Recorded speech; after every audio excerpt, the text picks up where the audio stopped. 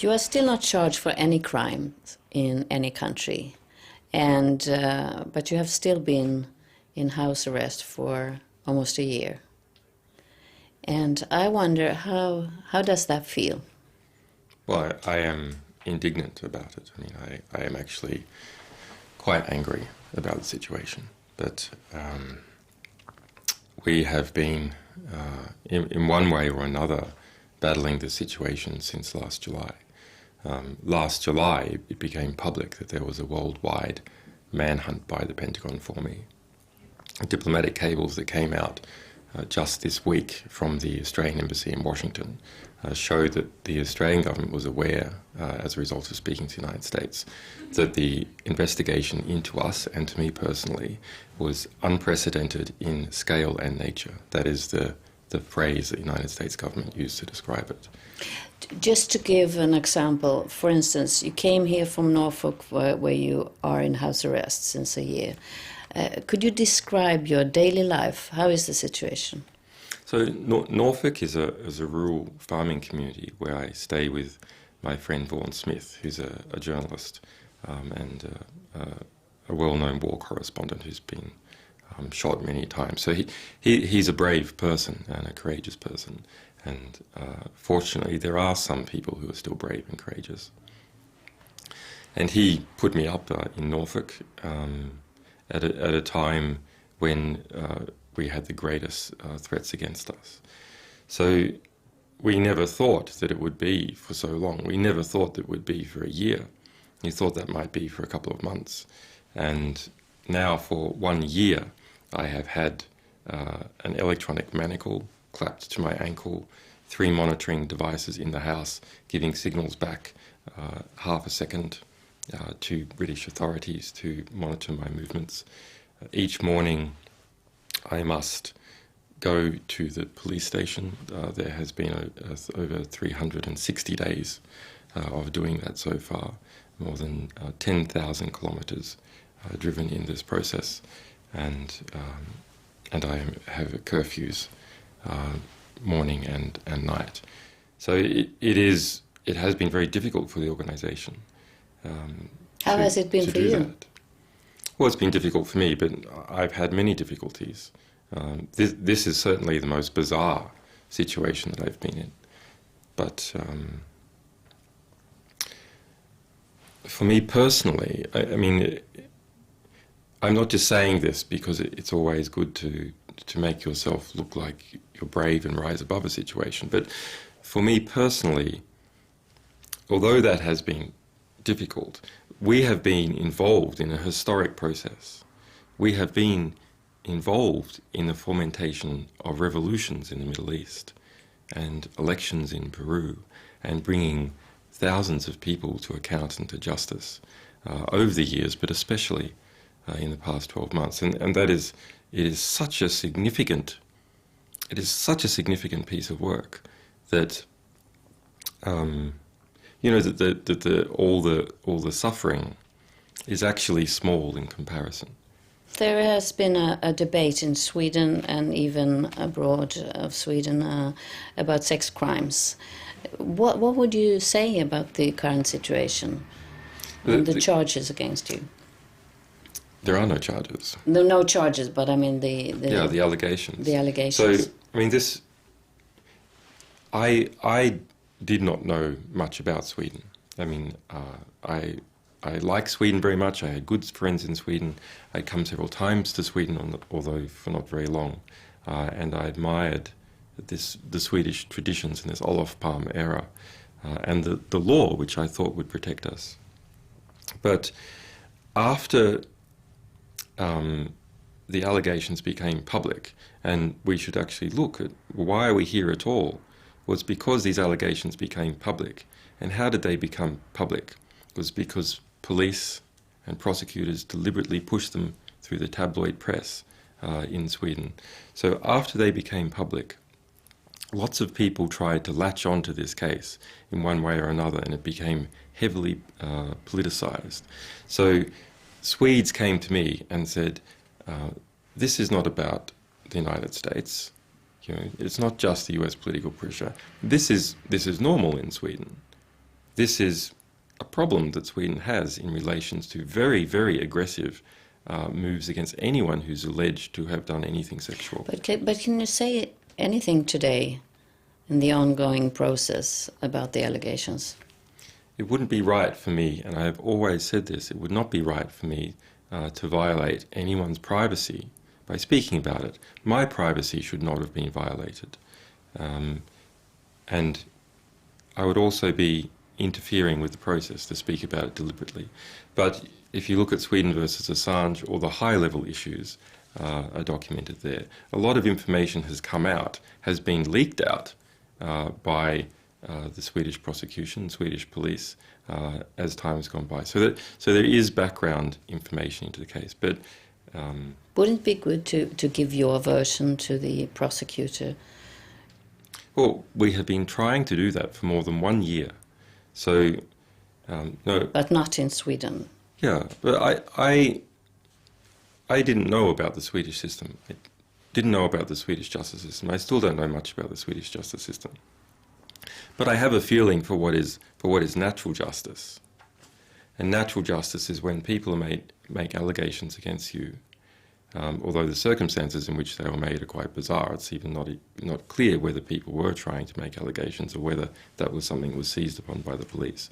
But that you are innocent until proven otherwise, and people should treat you with respect. And I stayed for 5 weeks in Sweden, even though I was meant to leave much earlier, even though the situation was very dangerous for me in staying for one place for too long. And I tried again and again and again to speak to the prosecution. The prosecution was dropped. It was raised again when a Swedish politician involved himself in the process.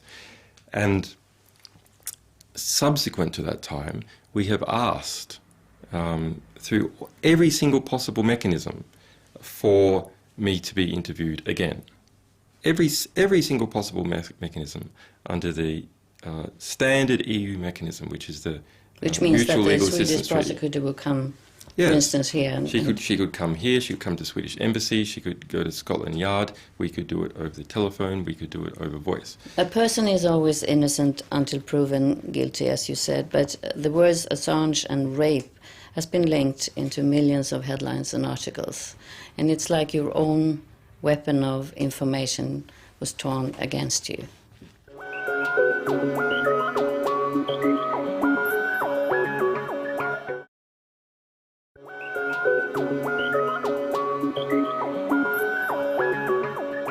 A person is always innocent until proven guilty, as you said, but the words Assange and rape has been linked into millions of headlines and articles. And it's like your own weapon of information was torn against you. Not our weapon of information. Our weapon of information is the truth. This is something else. This is taking every possible ad hominem attack that can be made and spreading it. Now, there's also a news value, and tabloids, of course, are interested in spreading news and hyping things up and distorting them. But if we go back to August the 21st, at 6 a.m. in the morning, when I was working on the things that we had to do in relation to Iraq, and I saw at that time on the internet that the Express newspaper had printed an article saying that I was a violent double rapist. And it had done so in Swedish, and it had done so in English, and it was heavily promoting that. And I thought at that time, this is ridiculous. This might even be helpful to us, because look at how far they've gone now. They're not going to be able to go. And who are they? Well, just the press with its tabloid, these tabloid stories. These tabloid stories have said that I'm a Mossad agent, that I'm a CIA agent, that I torture animals. There has been every single possible attack. And then when I saw this in SVD, then I actually became very, very worried and concerned. But very concerned. And can you turn this picture around? Will you be able to do that? This picture? Whatever happened. Yeah, a picture of so you. following that publicity, which came about as a result of moves by the Swedish police and the Swedish prosecutor against their own rules. And on that same day, I saw in the picture a murderer who had been convicted of murder. His face, and he was just being sentenced, he'd been convicted of murder. His face was fuzzed out, his name was phased out. And here is someone who hasn't even been charged, and my face and my name were spread everywhere. There were at that time 33 million references on the internet to the word rape in every context. Helen of Troy in the Congo, the work that we have done exposing UN peacekeepers who have raped people in Africa. So in every possible context. At that time, 22 million of those articles also mentioned me. 22 million. So can that be turned around? No, that can never be undone. That injustice can never actually be undone. The damage to my reputation can never be undone. The damage to my organisation's reputation, our ability to raise funds, our ability to operate, our ability to protect our sources and protect our people can never be undone. May I ask you, because it's interesting to sit here and meet you finally, because I've been reading a lot, and of course there are, as you say, a lot of descriptions about you as a person. If you would describe yourself, how would you say? Who are you? So this question, if you don't talk about we and the organization, we talk about you, Julian Assange. Well, how I would describe myself is I am an activist, a journalist, a publisher, a man, and culturally an Australian, I guess it's a more abstract idea, but a liberationist. So for the past 20 years, I have been fighting for people's liberation in one way or another, their protection from state surveillance, their ability to expose various forms of abuses. So maybe that is actually the correct abstract term. But if you would comment on you as almost a rock star with that kind of reputation as you had, and as you still have for many people, is that good or bad for you? Because sometimes it's like you are a person, a rock star, and then we have WikiLeaks as an organization. Is it good or bad that you have that status as a rock star?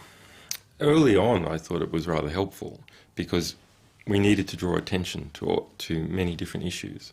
And so you can use your reputation to draw attention to issues that people otherwise wouldn't care about. But when it got to a certain level and when our enemies became so numerous, then actually that became extremely dangerous. So now we have had so many types of attacks on my person that have tried to attack the organisation, attack the work by attacking my person. So that has been hard.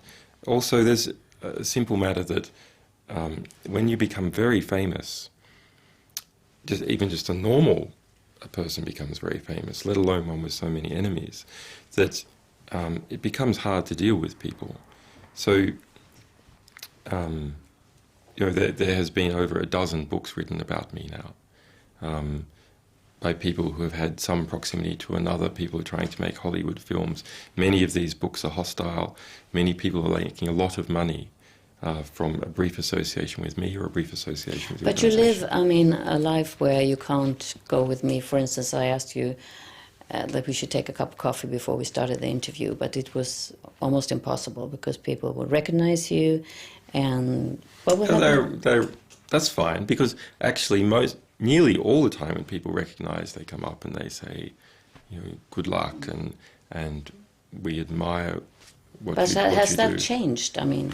No, that hasn't changed. No, the common person treasures and admires what we do, including in Sweden. So there was a survey done by Reuters of 24 countries, 18,000 people, and in terms of their support for me personally and for the work that we do. And Sweden was right in the middle. As far as the people are concerned, Sweden is right in the middle. The most supportive are countries that have thrown off bad governments. So Argentina, Russia, India, South Africa, Germany are the strongest. And at the other end, there's the United States. But even in the United States, actually, even back then in March when things were at their worst, over 40% of the US public supported me personally. If we go a little bit back to your background, to your childhood, how did you get this passion and driving force for what WikiLeaks became? I mean, free information. How did you start out at an early age? It's a bit of a mystery. I mean, my mother has been a strong-willed activist from and still is, and still is, and a great fighter now for me, but for many different causes. So. And in the 70s, we were involved in trying to stop the Vietnam War in Australia, in exposing British nuclear weapons programs in Australia. So, perhaps that is a family dynamic. I take, a sort of more academic approach than what my parents. But you're still very close to your mother. I've read that it was the first person you called when. Yes. When you were arrested. No, I'm still very close to her, and she has come to the United Kingdom. And if I'm extradited to Sweden, she'll come there.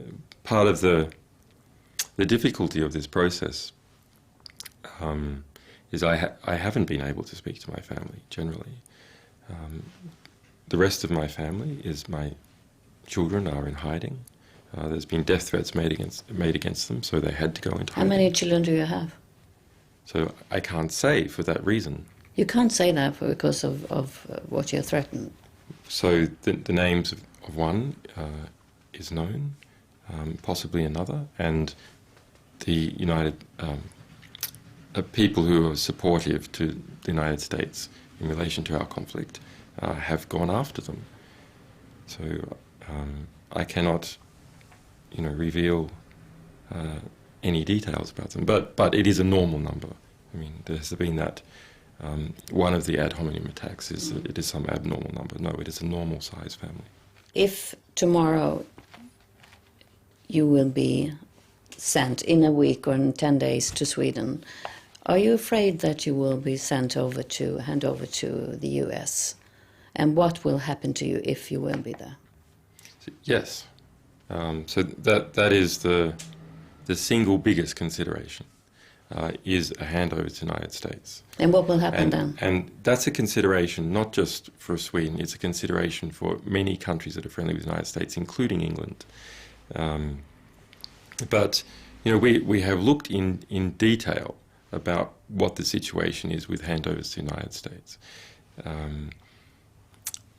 Every single extradition request that has been sent to Sweden from the United States since the year 2000, Sweden has handed the person over. In 2002, Sweden cooperated with the CIA to hand over political refugees, Egyptian political refugees, to Egypt. So I need Swedish people to come out and say, no, that is not acceptable. It is not acceptable to hand over publishers to the United States, that we will not do that. And so far, the Swedish Prime Minister has refused to say that he will not do that. He has the political authority to do that. He said that, in fact, it was just the court's decision. That is not true. In the United Kingdom, in Sweden, and in most countries, the final decision on extradition is an executive decision. So this is a matter of politics. Okay. Thank you very much for letting me interview you. You're welcome.